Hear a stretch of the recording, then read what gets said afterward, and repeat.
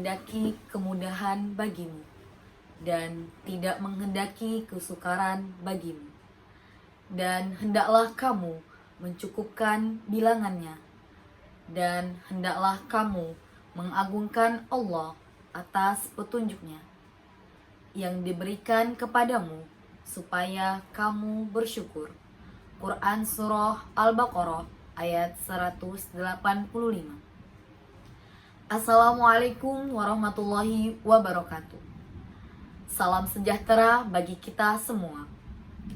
Dewan Juri dan segenap panitia Lomba Debat Tamilrek tahun 2024 yang kami hormati. Kami dari tim semi dengan saya sendiri Masayu Umi Kalsum selaku pembicara satu yang bertugas untuk menguraikan definisi, latar belakang mosi, dan menyampaikan poin penting argumen tim kami. Kemudian Sela Dian Safitri selaku pembicara dua yang akan menyampaikan argumentasi untuk memperkuat argumen yang telah saya sampaikan. Kemudian Ega Marinda selaku pembicara tiga yang bertugas untuk menegaskan kembali argumen dan menyampaikan kesimpulan, rekomendasi, dan juga closing statement. Dewan Juri yang kami hormati. Mosi perdebatan pada kali ini yaitu finansial teknologi atau fintech syariah dapat meningkatkan risiko pencucian uang dan pendanaan terorisme. Dewan Juri yang kami hormati, mengingat negara ini memiliki populasi muslim terbesar di dunia dan perkembangan internet yang pesat, teknologi terus melahirkan berbagai inovasi, khususnya teknologi finansial syariah. Fintech syariah atau finansial teknologi syariah adalah layanan keuangan berbasis teknologi yang mematuhi prinsip-prinsip syariah atau hukum Islam, mempertemukan pemberi pembiayaan dengan penerima pembiayaan berdasarkan prinsip syariah dalam rangka melakukan akad pembiayaan melalui sistem elektronik. Pada tahun 2017, Asosiasi Fintech Syariah Indonesia atau AFSI dibentuk di Jakarta. Asosiasi ini dibentuk untuk menyatukan potensi kekuatan fintech syariah di Indonesia dalam memberikan pelayanan jasa keuangan alternatif yang bebas riba bagi masyarakat. Dewan Juri yang kami hormati, risiko pencucian uang adalah proses yang digunakan oleh penjahat untuk menyamarkan asal-usul dana ilegal. Pendanaan terorisme, uang adalah proses memberikan dana atau sumber daya kegiatan terorisme yang dapat digunakan untuk membeli senjata, merekrut anggota, atau merencanakan serangan teroris. Dewan Juri yang terhormat, menurut sumber Wikipedia yang diakses pada tanggal 9 bulan 6 tahun 2024 jam 00.13 waktu Indonesia Barat.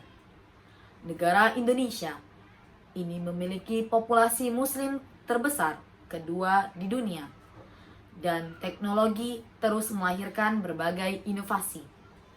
Berdasarkan fatwa Majelis Ulama Indonesia, adapun acuan hukum secara khusus untuk fintech syariah akan berpedoman pada Majelis Ulama Indonesia atau MUI, yaitu Fatwa Dewan Syariah Nasional nomor 117 DSN MUI 11 2018. Fatwa Dewan Syariah Nasional Majelis Ulama Indonesia ini mengenal prinsip syariah pada layanan pembiayaan berbasis digital. Oleh karena itu, Dewan Juri yang kami hormati, jadi kami sangat tidak setuju dengan mosi perdebatan kali ini, yaitu fintech syariah dapat meningkatkan resiko pencucian uang dan pendanaan terorisme. Oleh karenanya, kami dari tim kontra akan memberikan poin argumen sebagai berikut. Yang pertama adalah fintech syariah. Yang kedua, resiko pencucian uang. Dan yang ketiga adalah pendanaan terorisme. Supaya arah perdebatan kali ini terarah, kami memberikan legitimasi penguatan dari hulu hingga hilir terhadap fintech syariah ini.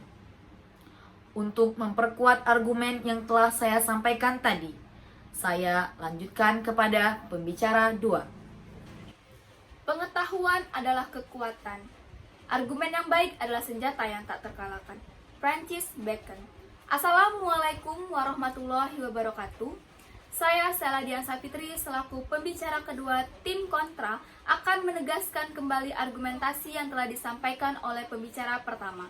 Dewan juri yang terhormat, seperti yang disampaikan oleh pembicara pertama tadi, bahwasannya fintech syariah tersebut telah dijalankan sesuai prinsip-prinsip syariah yang ketat, yaitu transparansi, keadilan, dan juga etika, serta adanya pengawasan dari otoritas jasa keuangan dan juga Dewan Pengawas Syariah yang memastikan dan juga mengawasi bahwasanya transaksi tersebut sesuai dengan prinsip-prinsip syariah. Dewan juri yang terhormat, menurut sumber yang saya dapatkan dari Otoritas Jasa Keuangan yang diakses pada tanggal 9 Juni 2024, bahwasannya Bank Indonesia telah menerbitkan ketentuan terkait pencucian uang sejak tahun 2001 mengenai prinsip mengenal nasabah. Selanjutnya disempurnakan pada tahun 2009. Fintech syariah juga mengacu pada regulasi internasional dan Financial Action Task Force atau FATF yang membantu mencegah pencucian uang. Dewan juri yang terhormat, menurut sumber kompas.com, ada beberapa daftar fintech syariah yang berizin dan juga terdaftar di OJK sampai saat ini dari 2022, yaitu terdapat 7 perusahaan finansial teknologi syariah. Yang pertama yaitu ada PT Ama Fintech Syariah yang berkembang pesat di Indonesia dan telah bekerja sama dengan Bank Muamalat. Selanjutnya PT Investor Radika Jaya yang telah disahkan dan juga diawasi oleh OJK pada tahun 5 Juni 2017. Selanjutnya PT Alami Syariah yang telah berkembang pesat dan juga diawasi oleh Dewan Pengawas Syariah. Selanjutnya ada PT Dana Syariah, Kizwa, Etnis, dan Papi Tupi Syariah yang telah diawasi dan juga disahkan oleh Otoritas Jasa Keuangan dan Dewan Pengawas Syariah. Dewan juri yang terhormat, saya tegaskan sekali lagi bahwasannya saya tidak setuju pada mosi kita kali ini karena adanya fintech syariah ini justru meminimalisir pencucian uang dan pendanaan terorisme. Seperti yang dijelaskan pembicara pertama tadi, bahwasannya fintech ini berpayung pada hukum Majelis Ulama Indonesia, yaitu Fatwa Dewan Syariah Nasional Majelis Ulama Indonesia nomor 117/DSN MUI/11/2018 tentang layanan pembiayaan berbasis teknologi informasi berdasarkan prinsip syariah, dan juga berlandaskan peraturan Otoritas Jasa Keuangan nomor 77 Peraturan Otoritas Jasa Keuangan 01/2016 tentang peminjaman uang berbasis teknologi syariah. Dewan juri yang terhormat, berdasarkan data yang saya dapatkan menurut data Anti-Money Laundering and Counter-Terrorism Financing, bahwasannya tidak adanya dan tidak terbuktinya adanya pencucian uang ataupun pendanaan terorisme dari finansial teknologi syariah di Indonesia. Dewan juri yang terhormat, terdapat sambutan Presiden Republik Indonesia pada peringatan 22 tahun Generasi Nasional Anti Pencucian Uang dan juga Pencegahan Pendanaan Terorisme pada tanggal 17 April 2024, sumber dari Satgas Nasional. Pengakuan Presiden Republik Indonesia, pengakuan dunia internasional atas efektivitas regulasi kita, atas efektivitas koordinasi kita, atas efektivitas implementasi di lapangan terhadap anti pencucian uang dan pencegahan pendanaan terorisme di negara kita, Indonesia menjadi momentum yang baik untuk terus menguatkan komitmen pencegahan dan pemberantasan TPPU atau tindak pidana pencucian uang. sehingga kredibilitas ekonomi meningkat. Persepsi mengenai keuangan positif ini penting sekali diikuti oleh Asosiasi Fintech Syariah Indonesia. Dewan juri yang terhormat, berdasarkan pernyataan Presiden tersebut, didapatkan bahwasannya peran pemerintah dalam melakukan pencegahan anti pencucian uang dan juga pencegahan pendanaan terorisme telah terlaksanakan dengan baik dan diakui oleh dunia. Jadi saya tegaskan kembali bahwasanya kami menolak mosi kali ini berdasarkan data-data dan sumber yang kami dapatkan dan juga dikuatkan oleh kebijakan OJK yang mengatur soal TPPU tertuang dalam peraturan OJK nomor 12 tahun 2017 tentang penerapan anti pencucian uang dan pencegahan pendanaan terorisme di sektor jasa keuangan. Dewan juri yang terhormat, selain itu, grup penanggung fokus grup discussion menyelenggarakan pencegahan tindak pidana pencucian uang dan pendanaan teroris pada tanggal 20 Desember 2018 di Jakarta. Seperti yang telah ditegaskan oleh pembicara pertama tadi, bahwasannya fintech syariah ini berlandaskan pada prinsip-prinsip syariah yang melalui akad-akad yang akan dijelaskan dan ditegaskan kembali oleh pembicara ketiga.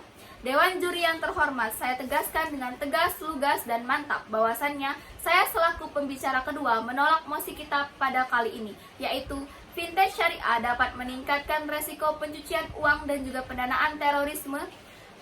Dewan juri yang terhormat, berdasarkan sumber yang saya dapatkan dari portal OJK dan juga bisnis.com, bahwasannya peraturan Bank Indonesia nomor 19/10/PBI/2017 tentang pelaksanaan program anti pencucian uang dan pencegahan pendanaan terorisme pada penyedia jasa pembayaran termasuk dengan dunia fintech syariah, dan juga surat edaran OJK untuk teknis program anti pencucian uang dan juga pencegahan pendanaan terorisme di sektor fintech syariah.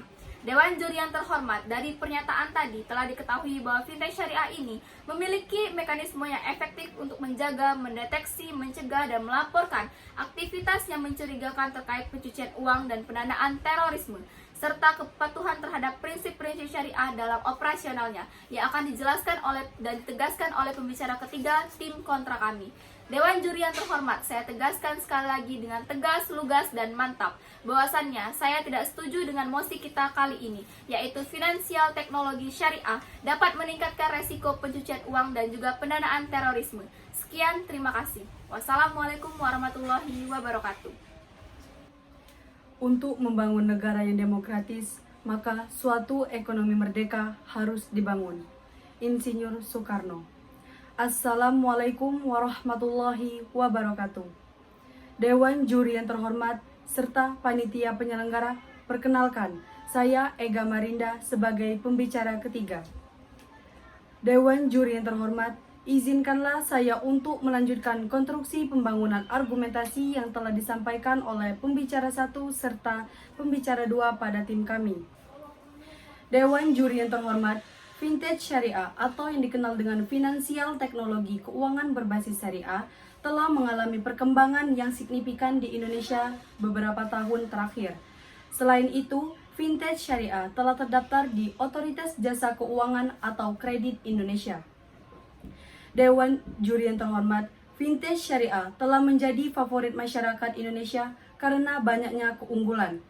Fintech syariah mampu menekankan biaya dan meminimalisir pencucian uang dan pendanaan terorisme.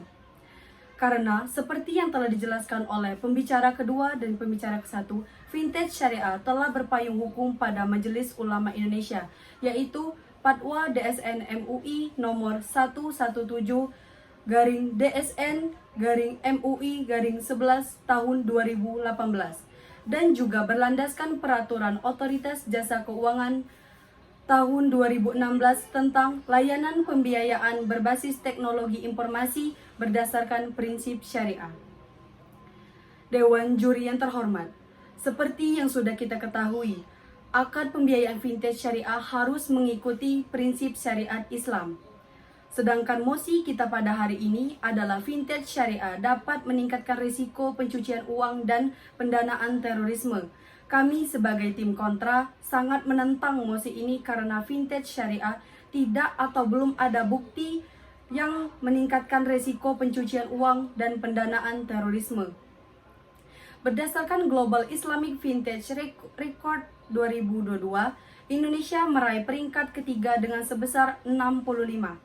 Hal tersebut menunjukkan peluang industri vintage syariah di Indonesia sangat besar.